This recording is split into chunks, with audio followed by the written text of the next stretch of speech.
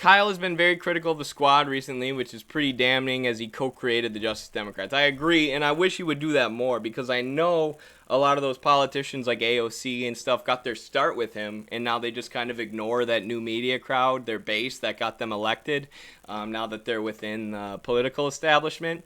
It's like, Kyle, call them out. Be like, I co-founded Justice Democrats. Without me, there is no AOC, and now AOC is letting us down, right? She's going back on the reason we started Justice Democrats when she does stuff like support the coup in Cuba. So I wish he would take that opportunity and use his status to call her out directly. So here we go. We got Kyle Kulinski talking about CNN slobbering all over AOC. Kind of an interesting or weird title, but yeah, let's get into it. Tez is doing a CNN show, and she was asked about running against Schumer and running for president. Take a look at this. Are you going to challenge Senator Schumer in a primary race? Here's the thing, is that, and I know it drives everybody nuts, but the way that I really feel about this and the way that I really approach my politics and my political career is that I do not look at things and I do not set my course positionally. And I know there's a lot of people who do not believe that, but I can't operate the way that I operate and do the things that I do in politics while trying to be aspiring to other things or calculating to other things. And so I don't really know what that means, because how could you be involved in politics without positioning yourself and being calculating at all? And I'm assuming she's just talking about, like, Democrats versus Republicans, or maybe, progressives versus Democrats. I don't really know what she's getting at there. But as a socialist politician, you absolutely have to position yourself as a fighter for the working class, right? You're not there. You weren't elected for your morality or to make what you think are the most moral decisions, which is, morality is always a part of it. Yes, morality is important. But as a socialist, you are there. You were elected by the working class to fight for the working class, to make gains for the working class, because you're not there to make gains for yourself or for your family or whatever else, right? You are a public servant. I mean, that's what it's supposed to be, and that's what socialists want politicians and people in government to be. And this is why so many socialists supported you, AOC, so you could position yourself not as a Democrat fighting the Republicans, not even as a progressive fighting the Democrats, but as a working class person fighting against the corporate political establishment in the United States. So she's a little vague there with what she means, but you absolutely have to position yourself as working class against corporatists, regardless of what party the corporatists come from. All of that is to say is that I make decisions based on what I think our people need and my community needs. And so I'm not commenting on that. Because you're going to have to make a decision soon. Yeah, but the thing is also I feel like this is a decision that was almost put on me, right? Like, I didn't go into politics and say, I'm going to run, I'm going to win. 2 years later, I'm going to run for Senate. Blah, blah, blah. That's not in my calculus. I wake up and I say, what is needed and what is necessary. And so, I never thought about this as like a decision that needs to be made or not need to be made. Honestly, my focus is taking temperature and how things are going in Washington right now. See, that was also kind of a bad answer, because I get what you're saying, right? You got to take it one day at a time. Yes, there's not some long-term calculated plan that she wants to do. But there is a path to socialism, right? We do have the clear goal of wanting to build socialism, and we want her, I don't have much faith that she's an advocate for the working class anymore. I think she's more just a regular Democratic politician. But we wanted her to fight for the working class and move a path forward towards getting corruption and getting corporatism out of the Democratic Party. So yes, if you really believe that the squad was going to take over the Democratic Party and make them less corrupt, that would mean challenging Schumer. And again, it's not necessarily about your personal morality, AOC. Like, I hope, everything in your personal life is going good. I hope the best for you. But when it comes to your job as a public servant, it's not really about what you want to do, right? It's about the working class, your constituents who invested in you. And here, she's saying that I worry about what my community wants. But the people who voted for her, the people who see how corrupt the Democratic Party is, would love for, a non-corrupted candidate to take out Schumer. They think Schumer is a corporatist. And like I said, they want you to position yourself as working class versus the corporatists and not really care about their party. And she says, I'm worried more about the temperature of what's going on in Washington. That's exactly what I'm talking about, right? Nobody cares about the temperature of what's going on in Washington. We care about our lives as working class people, and we voted for you so you could improve our lives against the corporatists who currently run our government. You know, regardless of what the temperature is in Washington, the temperature in Washington, should be meaningless. You should be worried about the temperature among the working class. I really do not try to make these kinds of decisions out of a sense of personal ambition. But there's also a calendar, meaning if you decide that you're going to run for the Senate, you got to file at some point. Yeah. You know that you did this here in this district. Yeah. And so, I mean, I don't know. It's no comment on When it. Chuck Schumer is watching this, he's going to say, when are you going to put me out of my misery? Or not, or put me in my misery. Well, and for what it's worth, Senator Schumer and I have. Look at that picture of Schumer. Why did they pick this picture? CNN does like AOC. They like AOC more than Schumer. Look at him.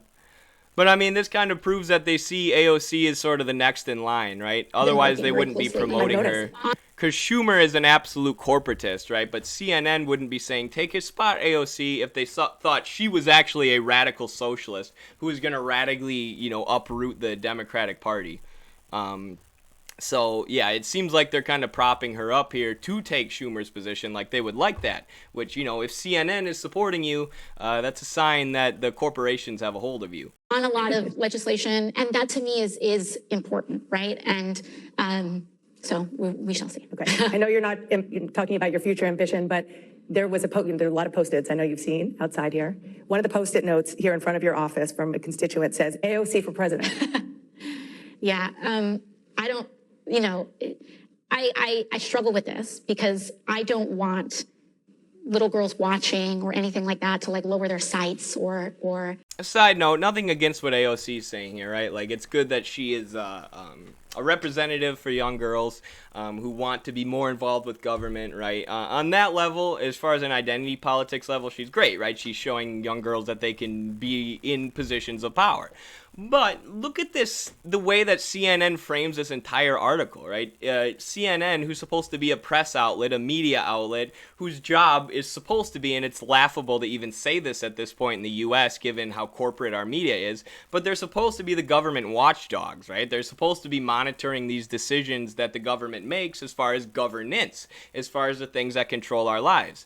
But instead, they just do fluff pieces and endlessly dive into the personalities of different people in Washington. And it's the same flaw that I was seeing in the coverage before, right? These people are obsessed with the personalities of politicians. And liberalism is obsessed with these people in power and these great men of history or great women of history. And they endlessly give us coverage on their personalities. Meanwhile, I can't even find where the money from the last infrastructure bill is going, right? You can't find the most important, most basic things about what these people are doing in terms of governance, but you can find out every last thing you need to know about their personalities and about their feuds in Washington. Anything in that direction. But for me, I feel that if that was in the scope of my ambition, it would chip away at my courage today. And I've decided that my courage in the present moment is more important than trying to, being able to stand up and take tough positions that I think will help people, but may be controversial today.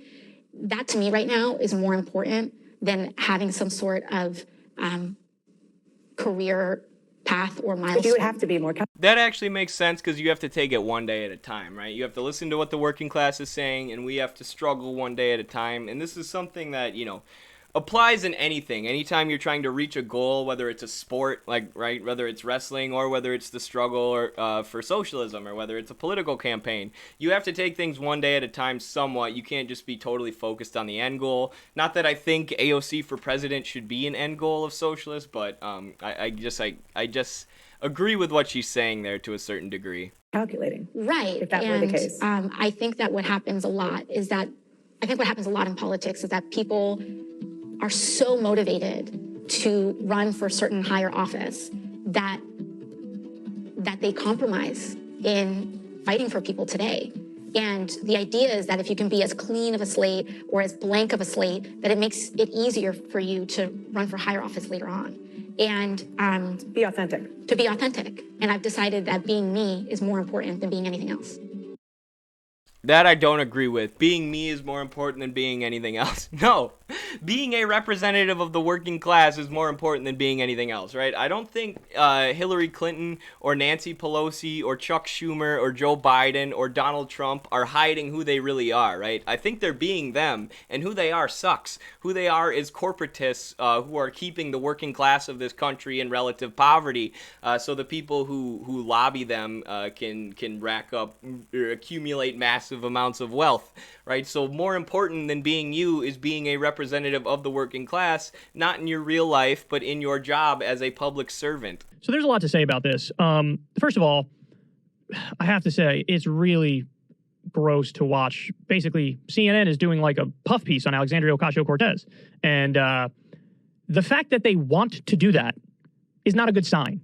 Because if you're doing... Boom, Kyle. That's exactly what I was saying. The fact that CNN wants to do this fluff piece about AOC and the fact that they are hyper-obsessed with her personality as related to the personalities of other people in power in the Democratic Party like Chuck Schumer is a bad sign. It's a bad sign that CNN, the corporate news network, knows that AOC is going to be a corporate politician, so they're starting to do fluff pieces for her. When she was running in New York, they were doing nonstop ads for Crowley, the Democratic establishment politician she was running against, because they were worried she was actually going to bust up the system.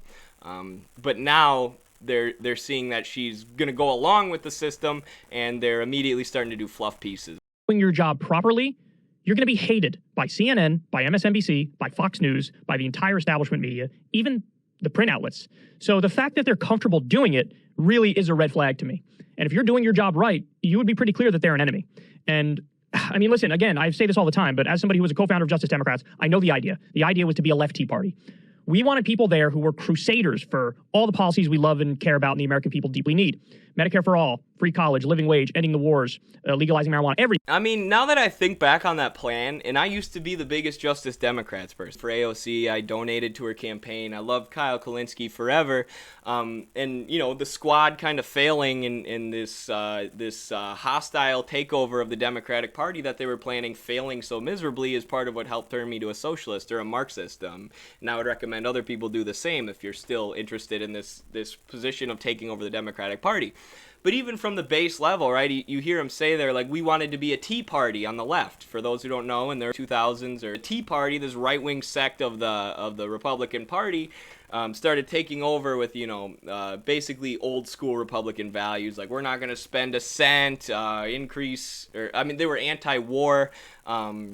They were like America first, blah blah blah. They were just basically hardcore right-wing Republicans, and they helped take over the party. But now the Tea Party isn't even a thing.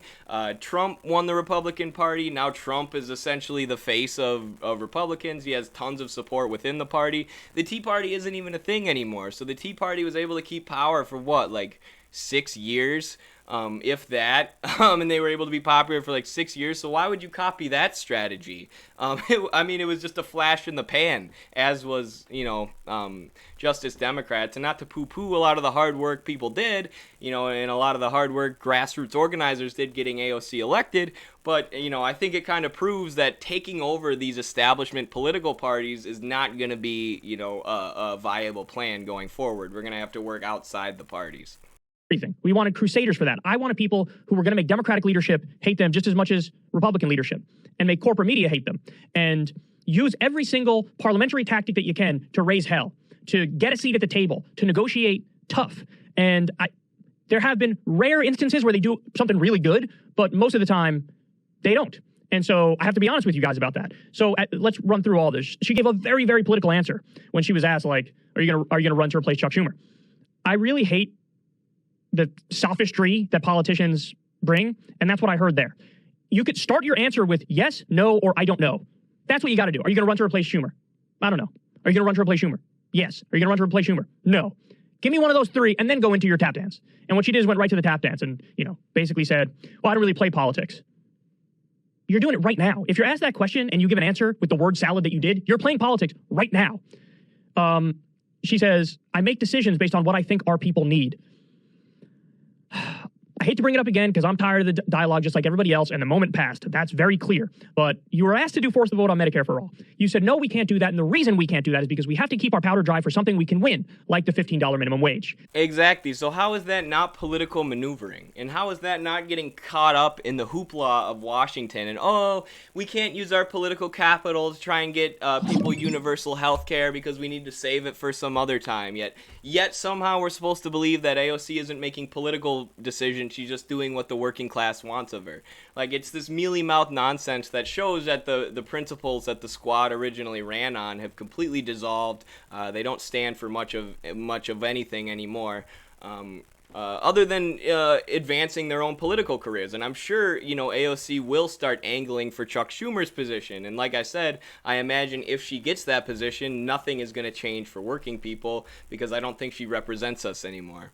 Or, if she ever did. And then when the time came to force the vote on the $15 minimum wage and to throw around your weight and to vote as a block and to try to fight harder for that, you were nowhere to be found. So again, this is not me saying this stuff. She said, I'm not going to do force the vote on Medicare for all because I want to do it on $15 minimum wage. Then the $15 minimum wage fight came and went, and they didn't fight. So I'm sorry, but what you just said there is not true because our people. And if you're like TYT and Anna Kasparian and Cenk Uygur still are, and you still think we can work through the Democratic Party and take control of the Democratic Party, I mean, they still love the squad over at TYT, and they still like the Democratic Party. But here you have Kyle Kulinski, the guy who founded Justice Democrats, the guy who co-founded, and Cenk Uygur was one who co-founded it with him, saying, like, AOC is not representing the workers anymore. She said she wasn't going to do force the vote so she could push for a minimum wage, and then she didn't push for a minimum wage. This is the guy who, essentially helped create AOC, was one of the genesis of AOC, and she's like, this isn't working anymore. But then what doesn't make sense on top of that is Kyle is still a social democrat. It's like, Kyle, when are you going to start advocating for revolution or for community organizing or for working class organization or union organization or things like that, working outside of the Democratic Party? That's what I wish Kyle would jump to next, because he clearly recognizes that this plan to have a hostile takeover of the Democratic Party has pretty much failed. Do need a $15 an hour minimum wage. I make decisions based on what I think our people need. You didn't do that. Now, credit where credit is due. They're right now fighting on the infrastructure bill. Great. Fighting on the $3.5 trillion human infrastructure bill. I love that. Thank you very much. That's a positive thing. And Cory Bush did a phenomenal job getting the eviction moratorium extended by sleeping on the Capitol Hill steps. So nothing but credit on that. Cory Bush was homeless. That personal experience led her to fight on this issue, made Biden look like a fool when he said, I can't do anything. And then you know what? She forced him to do something. She lit a fire under his ass where he was like, okay, I got to do something. So I'm going to be fair. I'm going to give credit where credit is due. But a lot of this stuff is just really misleading at the very least. And then when she's asked about the president question, I don't want little girls watching to lower their sights. Crystal made this point the other day. You know what really rubs me the wrong way is when you get the sense that people are doing politics as a vehicle for their own self-expression, as opposed to actually fighting for the people on the politics. That's what I was talking about, and I was trying to say it in a way that wasn't offensive, right? Like, I am glad, right, that you have a woman of color in, or AOC or Ilhan Omar, Cory Bush, or these other women of color in power. I'm glad that young girls, or girls of color are looking at that and becoming inspired. Like, oh yeah, government isn't just for old white men. That's good. But AOC's talking, as Kyle said, like politics is a vehicle for her own self-expression, right? Or she's talking about how she makes all these decisions based on morality and she needs to stay true to herself. Like, these are liberal ideals. These are selfish, individualistic liberal ideals. The second you run for office as a socialist politician, your job is to represent the working class, right? And your morality still matters, right? You still need to make moral decisions and you still need to weigh your options and make sober decisions. But you're there to be a representative of the working class, right? Nobody really cares about your own morality and your own career path and, all these illusions of grandeur you have about becoming the president or whatever, right? Again, we're happy that there's more representation within the government now. That's great for young people, or for nothing really except for young people looking at you and looking up to you and thinking, I can be in a position of power, right? Other than that, it doesn't really matter. We want things that are going to change things for the working class. We want you to fight against these corporatists who are running the government, and when we hear politicians who promise to fight for us in Washington, D.C., talking about their own morality and how they need to stay true to themselves and how they just measure the temperature of what's good in Washington and then make decisions from there. It's like, no, measure what the working class wants and then fight for it as hard as you can within the corrupt White House. Policies that matter. If you ask Bernie that question, Bernie would be like, what are you talking about? I don't know what you're talking about. Why are we even talking about me in any way, shape, or form here? You don't get that sense when you listen to AOC. You get quite the opposite. And then she said, I want to bust up this notion because I feel like this is a common misconception. She said, if that was in the scope of my ambition, meaning being president, running for president, it would chip away at my courage today. I don't understand that dichotomy that people make. And to be fair to her, it's not just her that makes it. Virtually everybody believes this, that That's funny, because I said that is a good thing if you're looking at things organizing-wise, or if you're looking at sports, to take things one day at a time while keeping an ultimate goal in mind, but you need to do things one day at a time. And Kyle's saying he actually disagrees with that, but he thinks everyone does agree with that. So I want to hear his reasoning here, and if I disagree or agree, or if we're just saying different things or the same thing in a different way. If I want to run for president, I can't show my true self and fight on all the policies I want to fight on. But I look at that and I'm like, I don't think there's a dichotomy there. I think if you do fight on the policies that are good for the American people, if you do bear it all and leave it all out there on the field, quite the opposite, I think that would make it more likely that you become president. Yeah, so it's different than what he was saying, basically the same thing I was saying in a different way. You do take things one day at a time. You stand on your principles and you fight for the working class one day at a time while you're there. And if that results in you being the leader of the country, if that results in a socialist president, sure, that's great. But that stems from fighting for your principles, no matter what they are, one day at a time. So I don't know, but AOC also said she doesn't want to keep the long-term goal of being president, which kind of seems like what Kyle's also saying. So, yeah. There is no, this is what the staffers in D.C. make you believe. They rot people's brain over time because they make them believe you have to sacrifice the good of the people to be more calculating to become president. And actually, no, if you just fought for the good of the people, that might make it more likely that you become president. And they did this with Bernie, too. There were all sorts of, pro-working class, pro-union, pro-labor issues that Bernie would take in Vermont, or he would get really hard behind in Vermont. But once he got to the national level, and I think a lot of it were, like Kyle was saying, these idiot strategists, or just this, these people who think they have a pulse on what the American working class is thinking. Same Democratic strategists who, by the way, lost in 2016 to a bumbling idiot that was Donald Trump. But they moved Bernie, on all these positions to try and make him more appealing to a broader audience. And, he lost. We were wishing he would have focused more on labor issues and on the things that helped him win Vermont. Not saying, that would have allowed him to win. But you see this with all these politicians as soon as they get in office. They get surrounded by these Democratic staffers, and it rots their brains, and it makes them go further and further to the right or further to the center. And it tanks their opportunity to win elections or to gain power. Same thing happened with Elizabeth Warren on the campaign trail. She was talking about all these progressive policies, Medicare for all and stuff. And then the Democratic staffers got a hold of her, and it was just a shift to the center. And then, by the time she realized she wasn't going to beat Bernie, it was like a shift to the right. They just rot people's brains. And, if you want to be a popular politician in the U.S., which good luck, you're going to be in a minefield of Democratic staffers and lobbyists doing everything they can to rot your brain. But you're going to have to avoid these people, and you're going to have to learn how to fight for the working class because these Democratic staffers are so out of touch. Anything that I see a Democratic campaign or Democratic party usually do, I'm like, these people have no idea how regular working class people think. It's these staffers who get paid tons and tons of money to advise campaigns with pure nonsense. President, because people would be able to sense that you're authentic and driven and fighting for them come hell or high water. Bernie's a great example, and he was fighting for gay rights in the 1980s when nobody even knew gay rights was a thing. Nobody even thought of gay marriage. There's video of him arguing in the 1980s, and he's the one who today everybody looks back on that and goes, wow, that's the guy. That's the guy. Now, perhaps that's a bad example because he didn't win, but look at what the fuckery that happened in 2016 where they probably, And like I said, which Kyle doesn't even notice, and I don't know how involved he was with the campaign in 2020, but it was the same thing with Bernie in 2020, was these, national level Democratic staffers got a hold of him, and they moved him away from a lot of his original positions that had been popular and that had helped him flip red states into blue states in Vermont. Vermont was a red state, and they basically turned it into like a mini socialist state with Bernie, just because he made such great ties with the union and the working class and just advocated for what they want. You guys want a public park? Okay, we're going to get a public park built, acting as a government of action for the working class, and that's what was able to help him win Vermont like 24 years in a row, and he moved a lot further right, or he moved a lot more towards focusing on social issues rather than working class issues in the national election, hoping to hit this wide base of liberals, and he lost. So yeah.